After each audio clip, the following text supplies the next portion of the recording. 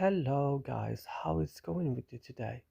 I will show you and share with you how to fix and solve this problem on Truecaller application. Just watch this video till the end.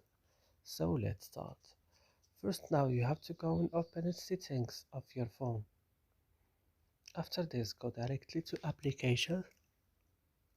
Here you will find all the applications that you have on your phone. You will search only for Truecaller. When you found Truecaller, open it like this and then go to storage. On storage, go to clear data.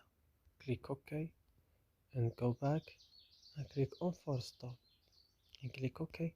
And now the last thing is to go to Play Store and update your Truecaller again. And that's it. I hope this video is helpful for you. Don't forget to like, subscribe in our channel. See you in another video.